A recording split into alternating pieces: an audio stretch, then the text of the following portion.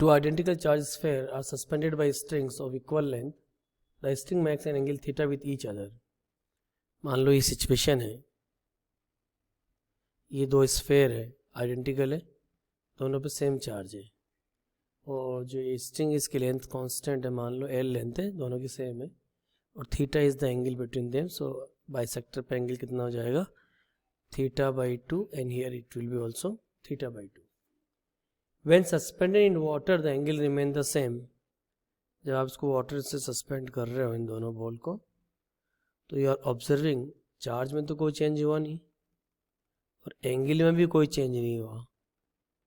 Only आपने क्या change किया, यहाँ पे आपने डाइलेक्ट्रिक डाल दिया, पानी डाल दिया, इसका कुछ ना कुछ डाइलेक्ट्रिक कांस्टेंट होगा K. ठीक है. If the density of the material of the sphere is this, density of the material of the sphere in rho में दे रखा है 1.5 gram per cubic centimeter. The dielectric constant of the water will be, that dielectric constant we have to calculate, and density of the water is 1 gram per cubic centimeter. तो पहली situation में हम लोग इसको FBD बनाते हैं. Here tension is given by T. The component of the tension, this angle is theta by 2. This must be theta by 2. So ये वाला एंगल कितना हो जाएगा, T cos theta by 2. और ये एंगल कितना हो जाएगा, T साइन थीटा बाई 2. इधर इसका वेट लगेगा mg, और इधर दोनों सेम चार्ज है तो रिपेल करेंगे तो इस पर लगेगा F इलेक्ट्रिक.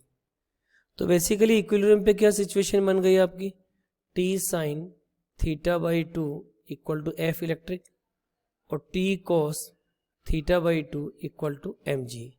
दोनों इक्वेशन को आपने डिवाइड कर दिया और you will get tan theta by 2 equal to F by mg. अभी तो हम यहाँ तक लिख लेते हैं, बाद में आकर इसको सोल्व करेंगे as per the demand. Situation 2 में देखिए तो वही टेंशन है T, वही आपका कंपोनेंट हो गया इधर T cos थीटा बाई 2, इधर वही कंपोनेंट आ गया T sin थीटा बाई 2.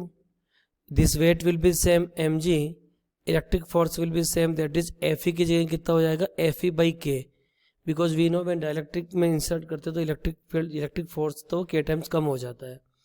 अब बायंसी, ऊपर की तरफ एक और फोर्स लगेगा जिसको लोग बायंड फोर्स बोलते हो, that is known as FB.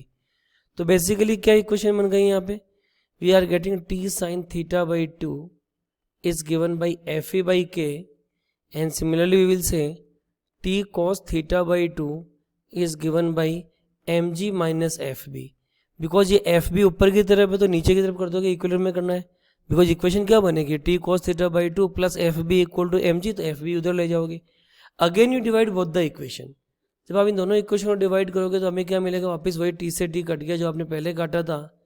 You will get it is tan theta by 2 is given by exactly same, that is Fe by K mg minus FB. अब आप देखो ध्यान से, लेफ्ट हैंड साइड सेम है तो right hand side भी same होगी, तो राइट हैंड साइड को आप सेम कर दो तो you will write Fe upon mg equal to Fe upon K mg minus FB. Fe से Fe काट दो, तो इसको हम फिर आगे सोल्व करते हैं. तो what we will write, K into mg minus FB equal to mg, और K की वैल्यू क्या हो जाएगी, mg upon mg minus buoyant force. mg से ऊपर नीचे डिवाइड कर दो तो इक्वेशन क्या बन गई, 1 upon 1 minus FB upon mg. अब हम इस फॉर्मूले को यूज करेंगे, तो मैं थोड़ी जगह बना लेता हूँ. ओके, अब केवल FB और mg की वैल्यू पुट करूंगा तो काम हो जाएगा. तो फॉर्मूला वापस लिख रहा हूँ मैं यहाँ पे, K equal to 1 upon 1 minus FB upon mg. अब देखो जी, F बाइंड फोर्स और mg, FB कितना हो गया, weight of the displace fluid, weight of displace fluid.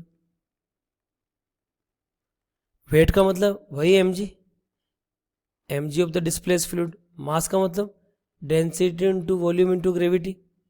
अब देखो यहाँ पे डेंसिटी कितनी है लिक्विड की, 1 ग्राम पर cc, 1 में रख लेते हैं ग्राम पर cc में. वॉल्यूम पूरा इमर्स्ड है, ग्रेविटी कितनी हो गई g, तो बेसिकली कितना हो गया Vg. देन वेट जिसको हम लोग mg बोलते हैं.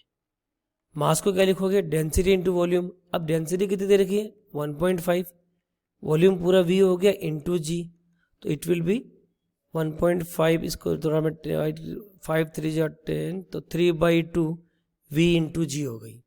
अभी दोनों वैल्यू यहाँ पुट कर दो, तो K is given by 1/1 minus F B की जगह लिखूंगा VG और mg के लिखूंगा 3/2 VG, तो VG से VG कट गया, तो इट इज़ 1 माइनस 2/3, 2/3 मीन्स 1/3, तो 3 ऊपर चला गया। तो when you will solve it, right answer will be 3। तो dielectric constant of the water will be 3।